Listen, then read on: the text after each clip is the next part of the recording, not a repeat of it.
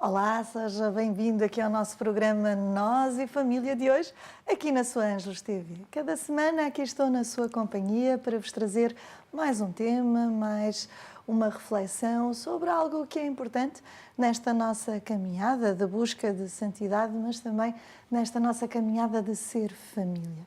E hoje, aqui no nosso Nós e Família de hoje, vamos partilhar um pouco sobre vocação. É isso mesmo. Mas para servir um bocadinho de introdução, falar da vocação é falar também de história. E na história concreta da existência das pessoas, um dado fundamental que as identifica é o seu estado natural de vida. A escolha que cada uma faz e assume na expectativa da felicidade. Dizemos e chamamos a isso de vocação ou realização pessoal.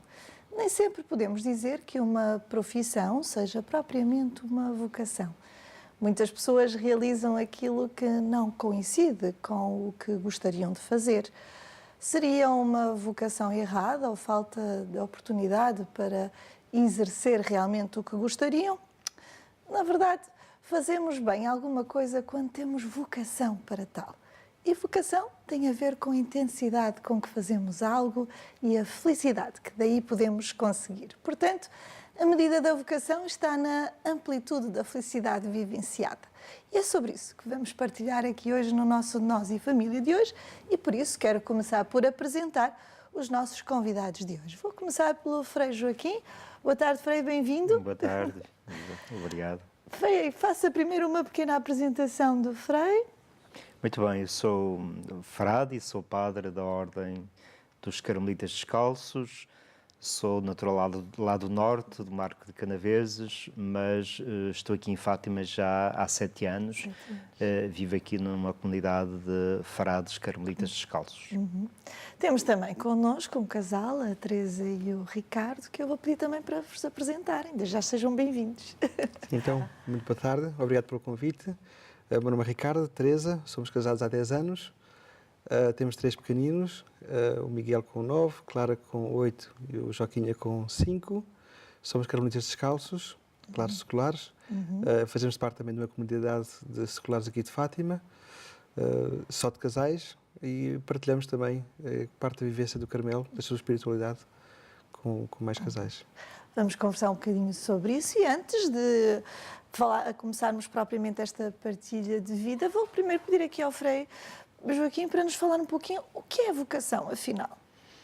Muito bem, nós quando falamos em vocação, vocação é um termo com vários significados e que precisa de ser clarificado. Porque se nós falamos em vocação, por exemplo, no meio escolar ou no meio profissional, esta palavra tem uma conotação. Se falamos em vocação no meio espiritual, eclesial, tem outra conotação. Para nos clarificarmos um bocadinho, penso que é importante nós distinguirmos vocação em ordem ao fazer. E então aqui, quando falamos em vocação em ordem ao fazer, pensamos numa opção escolar, académica, num curso e numa profissão. E então, digamos, está mais conotado com o fazer. Quando falamos em vocação em termos de ser, ou seja, é algo muito mais envolvente, muito mais profundo, mais pessoal e que tem a ver com uma opção para a vida inteira. E então aqui estamos a falar da vocação ao matrimónio, a vocação à vida consagrada ou a vocação ao sacerdócio. Digamos, há aqui uma distinção, a vocação da ordem do fazer, a vocação da ordem do ser. Sobretudo vamos falar, penso eu, da vocação da ordem do ser. Não quer dizer que estas duas dimensões não coincidam, ou seja, porque, por exemplo, eu como sacerdote senti-me chamado a ser sacerdote e a ser carmelita. No entanto, também faço coisas, já realizo atividades dentro desta vocação. Mas são atividades que emanam intimamente da minha opção vocacional. Como sabemos, pode haver, por exemplo, um profissional que realize uma atividade e não se identifique muito com ela, mas, no entanto, realiza, fala, porque tem que ser, porque tem que ganhar a vida, e a sua vida às vezes corre um bocadinho à margem daquilo que faz. O ideal é naturalmente que coincidam. Juntar as duas. Juntar as duas. Aproximar. o máximo das duas. E para isso vamos ali um pouquinho ao Ricardo e à Teresa, que exercem as suas profissões, não é? As suas atividades, que já agora quais são? Diga-me lá. A Teresa. Sou professora. A Teresa é professora Também. e Sim, sim. o Ricardo também. Mas que também foram, de alguma forma, completar essa sua vocação do fazer, como o Frei Joaquim estava a dizer, também com esta vocação aos carmelitas. Como é que foi essa descoberta? Bom, esta descoberta começou, talvez, eu diria, há 12 anos, mais ou menos, que, pelo menos que eu conheci o Carmelo, depois o Ricardo conheceu também um bocadinho depois. Nessa altura, portanto, eu comecei por ir às vésperas, porque as irmãs no Carmelo de São José, portanto, todos os dias têm as laudes, têm as vésperas, onde qualquer pessoa pode participar. E uma amiga minha deu-me a conhecer e disse, olha, Teresa, há umas orações fantásticas, tão bonitas, com os cânticos maravilhosos. E eu acabei por ir e gostei muito. Realmente senti ali um bocadinho, um pedacinho de céu. E comecei a ir com alguma frequência. Depois, entretanto, comecei a namorar com o Ricardo. O Ricardo começou a ir comigo e também sentia realmente ali uma afinidade muito grande. Pronto, entretanto, tudo foi passando, fomos conhecendo as irmãs. Mais tarde, conhecemos o Frei Joaquim. Fomos a um encontro ao Porto, que era sobre Timor. E nós realmente já estivemos em Timor e, portanto, sentíamos aqui um grande apelo a tudo o que tratava sobre Timor, e aí percebemos e conhecemos um bocadinho melhor, na prática, o que era o Carmelo Secular. Embora conhecêssemos as irmãs e sabíamos que havia realmente um grupo de leigos, mas não sabíamos bem como funcionava. E aí tivemos conhecimento, depois falámos com o Frei Joaquim, entretanto houve a oportunidade de criar este grupo de casais, onde nós nos inserimos logo no início, logo que o grupo começou. E pronto, e cá estamos. Assim de uma forma muito resumida. Pronto. Percebemos um pouquinho, porque a Teresa ia-nos partilhando, que foi algo que saiu de um momento especial, de um momento de oração, estamos a falar das vésperas, e que aí sentiu essa ligação próxima, e também o Ricardo. Frei, é fácil perceber qual é a nossa vocação, se é a nossa... às vezes eu vejo jovens naquele dilema, mas será que eu tenho vocação para isto? Será que eu tenho... É fácil a gente perceber. Não é tão fácil, ou seja, nós muitas vezes experimentamos sentimentos, inclinações, mas não lhes conseguimos colocar nome. Não sabemos muito bem objetivar aquilo que estamos a experimentar interiormente, e por isso às vezes não se torna fácil. Normalmente a descoberta, a clarificação e a decisão vocacional implica que haja alguém externo que ajude a clarificar, que confirme ou desconfirme. Ou seja, porque uma pessoa sozinha a tomar decisões é um pouco arriscado. Claro que há pessoas que estão mais clarificadas e mais determinadas, mais decididas, mas na generalidade não. Ponderam várias hipóteses e precisam de alguém com quem eles possam contrastar, também ouvir a opinião dos outros, para que se possam ler, pôr nome naquilo que sentem e depois comprometerem-se com aquilo ao qual se sentem chamados, inclinados. Quando o padre fala de alguém que possa, de alguma forma, clarificar e ajudar a pessoa a descobrir a sua vocação, estamos a falar de alguém que esteja dentro e que possa, de alguma forma, dar esse acompanhamento espiritual, porque às vezes vemos jovens que falam com os colegas, eu até gostava de ser padre. Eles dizem, tu, padre, lá vais, já tens vocação para isso. E ele lá fica naquela dúvida se vai, se não vai. Onde é que as pessoas podem ir buscar essa ajuda? Pois a Igreja, em princípio, tem o dever de se disponibilizar para acompanhar os jovens, sobretudo os jovens, porque vivem em fases onde têm que tomar decisões, e aí é importante que nós estejamos presentes. Mas para que alguém da Igreja, seja um casal, um sacerdote, um religioso, uma religiosa, possam fazer acompanhamento vocacional, acompanhamento de jovens à procura da sua vocação, primeiro é importante que ele tenha muito bem consciencializada a sua própria história vocacional. Ou seja, para ajudar alguém, eu preciso de recuar a todo o meu passado, de juventude sobretudo, e dar-me conta como é que eu fui também descobrindo a minha própria vocação. Como é que eu ponderei várias hipóteses, quem foram as pessoas que me ajudaram, qual foi o papel da família, se ajudou ou se criou dificuldades, quem foram depois as pessoas concretas que entraram no meu caminho e que me ajudaram, digamos, a definir um rumo para a minha vida. Portanto, nem todas as pessoas podem estar capacitadas para fazer este acompanhamento vocacional. Também se requer uma grande atitude de respeito para com o caminho que o outro vai fazendo, mas às vezes é preciso dizer que há enganos acerca da vocação. Pode haver um jovem que acha que a sua vocação é para o sacerdócio e nós temos que lhe dizer, olha, se calhar não. Não é por aí. Ou então também às vezes gente que pensa no casamento e dizer, olha, será que Deus não te está a chamar para uma outra vocação? Pondera, pensa, espera, faz alguma experiência, lê alguma coisa sobre as diferentes vocações, porque na introdução que a Sandra fazia a este programa dizia exatamente que vocação e felicidade estão intimamente unidos. Ora, quem realmente não acertar com a sua vocação, realmente depois anda um pouco a tatear à procura da felicidade. E ela fica-lhe sempre aquém. Portanto, a vocação é uma decisão muito importante da nossa vida, deve ser muito bem ponderada, bem acompanhada, precisamos dar tempo, não pode haver precipitações, porque quando há precipitação as coisas podem correr bem, mas também podem correr mal e depois recompor os passos mal andados não é fácil. Ricardo e Teresa, como é que foi essa vossa descoberta da vocação, de forma especial, ligada aos carmelitas? Foi algo... A Teresa falava que ela conheceu, depois levou o Ricardo, mas isso não quer dizer que ela tenha tido uma aproximação mais rápida do que o Ricardo. Às vezes cada um tem o seu tempo e o seu caminho. Claro. Como é que foi isso? Bom, é verdade. A Teresa chamou-me, começámos a namorar e comecei a partilhar com ela as vésperas nas irmãs. E para mim aquilo foi encantador. Era um momento de céu, como costumava dizer. E a oração é muito importante para nós dois. E esta intimidade que o Carmelo tem com a oração, uma intimidade muito estreita com Deus, esta importância tão forte. Tão sagrada à oração, que era algo que nos encantava aos dois. E quisemos também viver e experimentar esta intimidade com Deus no nosso dia-a-dia.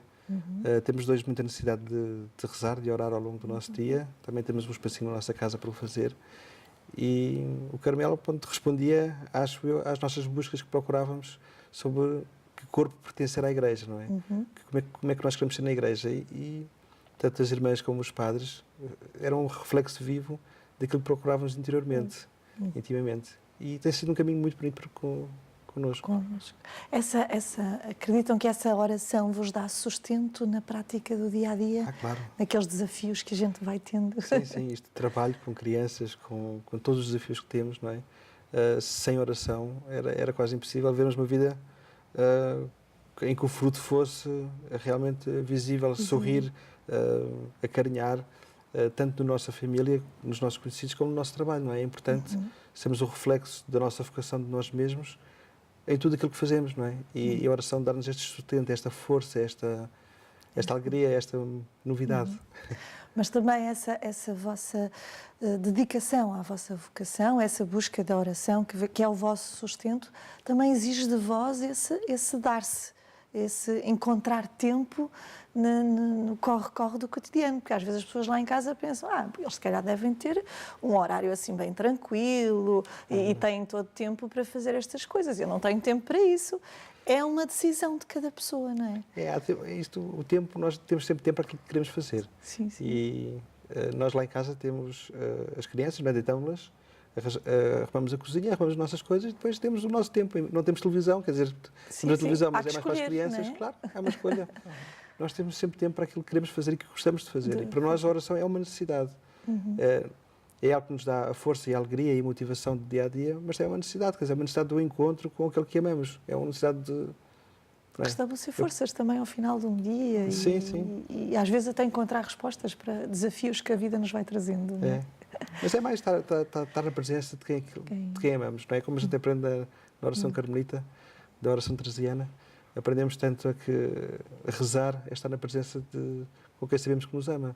E É o que gostamos de fazer. Do que gostam de fazer. E em casal. E em casal.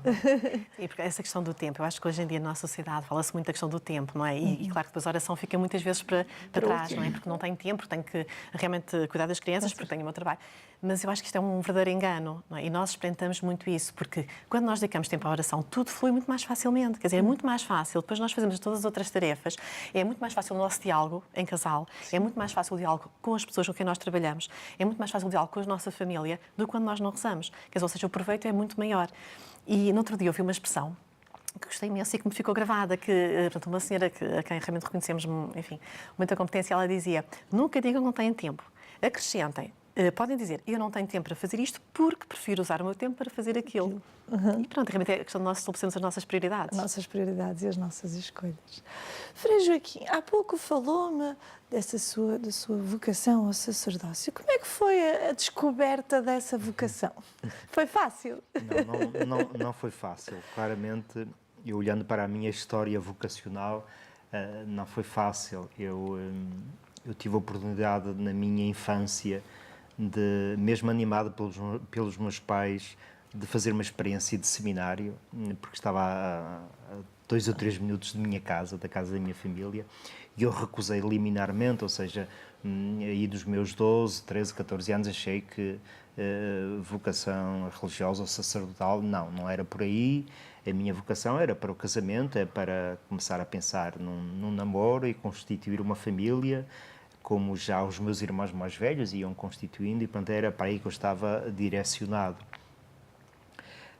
Depois o tempo foi avançando e eu, já pelos meus 17, 18 anos, começou a aparecer uma grande inquietação, por que não? Sobretudo a vida missionária. Eu recordo-me que lá em casa recebia algumas revistas missionárias, e foram, sobretudo, essas revistas missionárias que me apresentaram o grande cenário vocacional da Igreja, ou seja, a grande diversidade de vocações, também as grandes carências, as grandes necessidades, conhecer, sobretudo, a realidade da pobreza, da necessidade da evangelização, e esses mundos com quem eu fui contatando numa fase, enfim, bastante instável da minha vida, como é a própria de todos os jovens, adolescentes, enfim. Mas esse mundo, essa realidade da Igreja tão diversa, foi-me desafiando e foi-me inquietando interiormente, e eu fui perguntando, será que eu não seria mais feliz também nesta opção de vida, entregando-me completamente, partindo para terras de missão, fazendo esta desinstalação de mim próprio? E então eu fui rezando esta realidade. Durante um tempo eu mantive isto muito em segredo para mim próprio, não o partilhei com ninguém. Sempre fui de uma família cristã, crente, também pertencia a um grupo de jovens que rezávamos, e portanto isso também, a oração também me ajudou muito a fazer este discernimento. Mas eu continuava a pensar, mas eu sou incapaz de abdicar de uma vida em família, porque graças a Deus tive uma boa experiência familiar, e pronto, era na família, apesar de tudo o que eu pensava. Mas estava aqui em jogo estas duas realidades. Houve uma altura, e aqui a importância de outras pessoas que aparecem na nossa vida, um padre carmelita, a quem hoje ainda agradeço muito este acompanhamento que me fez. Ele foi lendo, sem me partilhar, mas ele ia lendo também os sinais de inquietação vocacional que eu tinha. Numa altura, ele apanhou-me a rezar na capela lá da comunidade, do convento, e numa hora em que não era suposto estar em oração, mas sentia tal necessidade também de ir rezando interiormente esta inquietação. E um dia eu achei que lhe devia abrir um pouco esta inquietação que levava dentro, e partilhei-lhe como estava a viver, a ponderar estas duas hipóteses.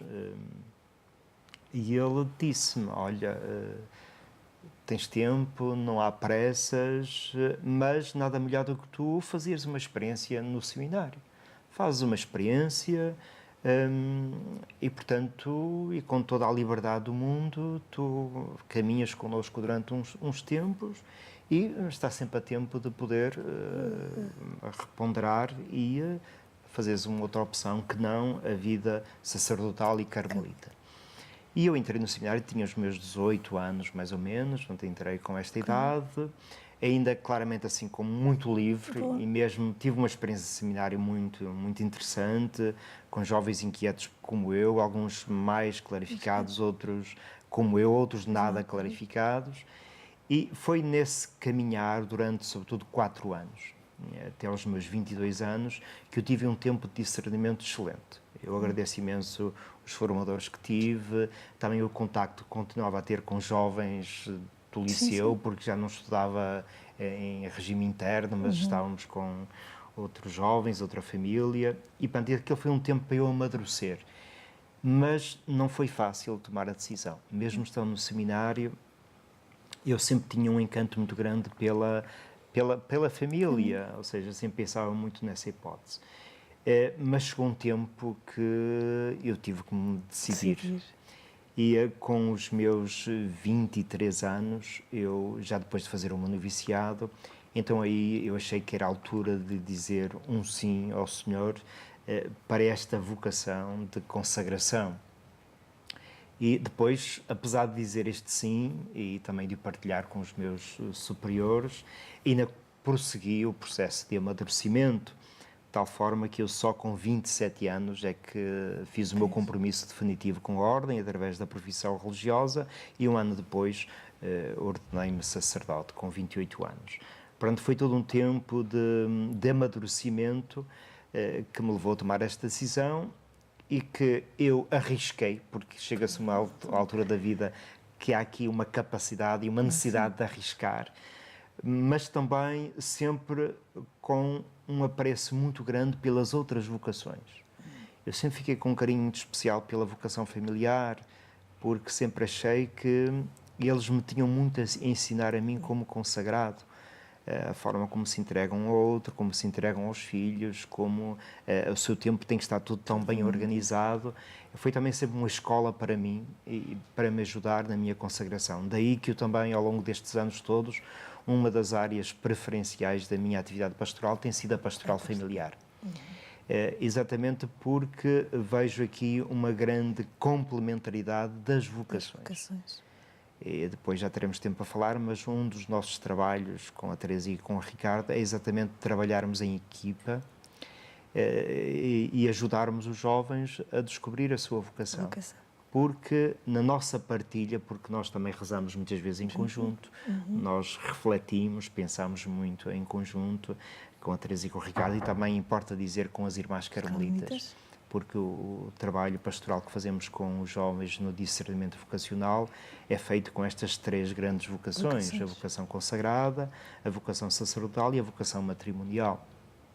E, portanto, nesta partilha, neste partilharmos as nossas diferentes vocações, ajuda-nos depois a apresentarmos também aos jovens esta grande diversidade e também esta riqueza, que se complementa, que é muito importante descobrir a complementaridade vocacional. E isto é uma descoberta que nós, na família do Carmelo, temos feito. E nos enriquece muito, com certeza. Frei Joaquim, Teresa e Ricardo, nós vamos já continuar a nossa conversa, mas agora está na hora de irmos a um curtinho intervalo, deixar os nossos telespectadores beber um copinho de água e voltar a sentar no seu sofá para nos fazer companhia daqui a pouco. Bem, assim fica aí, volte dentro de alguns minutos, cá estaremos para a segunda parte do nosso Nós e Família de hoje.